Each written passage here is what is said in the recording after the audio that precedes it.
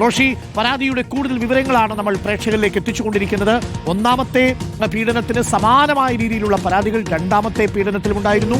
ഒന്നും രണ്ടും പീഡനത്തിലെ സമാനമായ പരാതി മൂന്നാമത്തെ ഈ തിരുവല്ല സ്വദേശിനിയുടെ പരാതിയിലുമുണ്ടായിരുന്നു. എന്നാൽ അതിനേക്കാൾ ഗൗരവമേറിയ മറ്റു ചില കാര്യങ്ങൾ കൂടി ഉണ്ട്.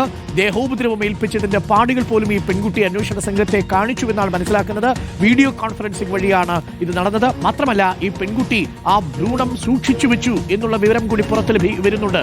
അതായത് മറ്റെല്ലാ കേസുകളിലും ഉള്ളതുപോലെ ഇയാൾ ഇത്തരത്തിലുള്ളൊരു സീരിയൽ പ്രഡേറ്റർ ആണെന്ന് ഈ പെൺകുട്ടി തിരിച്ചറിഞ്ഞിട്ടുണ്ട് എന്ന് വേണം മനസ്സിലാക്കാൻ, അല്ലേ റോഷിപാൽ? അരുൺകുമാർ, അങ്ങനെ തന്നെയാണ്. കൃത്യമായി ഈ പെൺകുട്ടിക്ക് കാര്യങ്ങൾ ബോധ്യമാകുന്നു. കാരണം ആദ്യത്തെ പരാതി എത്തിയപ്പോൾ, ആദ്യത്തെ പരാതിയും വരുന്നതിനു മുമ്പ് ഈ വിവരം റിപ്പോർട്ടർ പുറത്തുവിട്ടപ്പോൾ ആ ഘട്ടത്തിൽ അങ്ങനെ ഒന്നില്ല, അത് കളവാണെന്ന ഈ യുവതിക്ക് രാഹുൽ മാങ്കൂട്ടത്തിൽ സന്ദേശം അയക്കുന്ന ഒരു സാഹചര്യം ഉണ്ടായിരുന്നു. അങ്ങനെ ഇതേ തരത്തിൽ തന്നെ മറ്റ് പെൺകുട്ടികളെയും രാഹുൽ സമാധാനിപ്പിച്ച് നുണ പറഞ്ഞ് പരാതി വരാതിരിക്കാനുള്ള ശ്രമങ്ങൾ നടത്തിയിട്ടുണ്ട്. പോലീസിന്റെ പ്രാഥമിക അന്വേഷണത്തിൽ തന്നെ 3 പേർ ഗർഭചിത്രത്തിന് വിധേയമായിട്ടുണ്ട്, രാഹുൽ മാങ്കൂട്ടത്തിന്റെ പീഡനത്തിന് വിധേയമായവരിൽ എന്ന് കണ്ടെത്തിയിട്ടുണ്ട്. നിലവിൽ പോലീസിന് കൃത്യമായ വിവരങ്ങൾ ഉള്ളത് 6 പെൺകുട്ടികൾ, അതിൽ 3 പേർ മാത്രമാണ് പരാതിയുമായി എത്തിയത്. പരാതിയുമായി വരാൻ ഭയമാണെന്ന് രണ്ടാമത്തെ പെൺകുട്ടി KPCC അധ്യക്ഷൻ സണ്ണി ജോസഫിന് നൽകിയ പരാതിയിൽ പറയുന്നുണ്ട്. സാമൂഹ്യ മാധ്യമത്തിലൂടെയുള്ള അതിക്രമമാണ് ഭയപ്പെടുന്നത്, തനിക്ക് പിന്നീട് ജീവിക്കാൻ കഴിയില്ലെന്ന ബോധ്യമുണ്ട്. കാരണം രാഹുൽ മാങ്കൂട്ടത്തിന്റെ ഒപ്പമുള്ളവർ ക്രിമിനൽ പശ്ചാത്തലമുള്ളവരാണെന്ന് ആ പെൺകുട്ടി ഭയത്തോടെ എഴുതിയിട്ടുണ്ട്. അതാണ് ഏറ്റവും വലിയ തെളിവ് എന്തുകൊണ്ട് പീഡനത്തിനിരയായ യുവതികൾ പരാതിയുമായി മുന്നോട്ട് വരുന്നില്ലെന്ന്. ഒടുവിൽ പരാതിയുമായി വരാനുള്ള ആത്മധൈര്യം വന്നത് പോലീസ് നടത്തിയ ഇടപെടലുകളാണ്, പോലീസ് വന്ന പരാതികളിൽ എടുത്ത നടപടികൾ. അതിനപ്പുറത്തേക്ക് ഈ പെൺകുട്ടികളുടെ അവരുടെ വ്യക്തിപരമായ വിവരങ്ങൾ, ചിത്രങ്ങളടക്കം പുറത്തുവിടാൻ ശ്രമിച്ചവർക്കെതിരെ, രാഹുൽ ഈശ്വർ അടക്കമുള്ളവർക്കെതിരെ എടുത്ത ഇതുവരെയില്ലാത്ത, ചരിത്രത്തിലില്ലാത്ത നടപടികൾ, അതൊക്കെ അവർക്ക് ആത്മധൈര്യം പകർന്നു. അങ്ങനെ രാഹുൽ മാങ്കൂട്ടത്തിൽ എന്ന ഈ ക്രിമിനലിനെ അഴിക്കുള്ളിലാക്കണമെന്ന തീരുമാനം യുവതി എടുത്തതിന് തൊട്ടു പിന്നാലെയാണ് പ്രത്യേക അന്വേഷണ സംഘത്തിന്റെ മേധാവി ജി പൂങ്കുഴലിക്ക് പരാതി നൽകുന്നത്. പരാതിയിൽ എല്ലാ കാര്യങ്ങളും അറിയിച്ചിരുന്നു. അതിന് പിന്നാലെ മൊഴി രേഖപ്പെടുത്തി തെളിവുകൾ ഭൂരിഭാഗവും ഈ പെൺകുട്ടി അന്വേഷണ സംഘത്തിന് കൈമാറിയിട്ടുണ്ട്. ഭൂരിഭാഗം തെളിവുകളും ഡിജിറ്റൽ തെളിവുകളാണ്. ആ തെളിവുകളിൽ കൃത്യമായ കാര്യങ്ങളുണ്ട്. ഓരോ തവണയും രാഹുൽ മാങ്കൂട്ടത്തിൽ ബന്ധപ്പെടുന്നത്, ഭീഷണിപ്പെടുത്തി പണം വാങ്ങിക്കുന്നത്, അങ്ങനെ സാമ്പത്തിക ചൂഷണത്തിനും രാഹുൽ മാങ്കൂട്ടത്തിൽ വിധേയമാക്കിയെന്നതാണ്.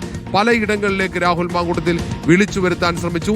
വടകരയിൽ ലോക്സഭാ തെരഞ്ഞെടുപ്പിന്റെ പ്രചാരണ ഘട്ടത്തിൽ രാഹുൽ മാങ്കൂട്ടത്തിൽ അവിടെയുള്ള ലോഡ്ജിലേക്ക് പെൺകുട്ടിയെ വിളിച്ചു വരുത്താൻ ശ്രമിച്ചു. പക്ഷെ അന്ന് ആ പെൺകുട്ടി അവിടേക്ക് പോയില്ല. പാലക്കാട്ട് ഫ്ളാറ്റ് വാങ്ങാൻ വേണ്ടി പണം ആവശ്യപ്പെട്ട് ഭീഷണിപ്പെടുത്തി. ഒരുമിച്ച് ജീവിക്കണമെങ്കിൽ ഫ്ളാറ്റ് വാങ്ങണം, അതിന് പണം വേണമെന്ന് പറഞ്ഞു. അങ്ങനെ അവിടെയുള്ള പ്രധാനപ്പെട്ട ഒരു ഫ്ളാറ്റ് ഉടമയുമായി സംസാരിച്ച് അവിടേക്ക് പണവുമായി ഈ പെൺകുട്ടി എത്തിയ ഘട്ടത്തിൽ ഗർഭിണിയാണെന്നറിഞ്ഞതോടെ രാഹുൽ മാങ്കൂട്ടത്തിൽ ആ പെൺകുട്ടിയുമായുള്ള ബന്ധം വിച്ഛേദിക്കാനായി ശ്രമം. ഫോൺ എടുത്തില്ല. പിന്നീട് ആ പെൺകുട്ടി അവിടെ നിന്നും തിരിച്ചു പോവുകയായിരുന്നു. ഏതായാലും ഈ കാര്യങ്ങളൊക്കെ രാഹുൽ മാങ്കൂട്ടത്തിന്റെ വിശ്വസ്തനായ സഹായിയായ ഫെനി നൈനാൻ അറിയാം. രണ്ടാമത്തെ പരാതിക്കാരിയും ഫെനി നൈനാന്റെ പേര് പറഞ്ഞിരുന്നു. മൂന്നാമത്തെ പരാതിക്കാരിയും ഫെനി നൈനാന്റെ ഈ കേസുമായുള്ള ബന്ധം ചൂണ്ടിക്കാട്ടുന്നുണ്ട്.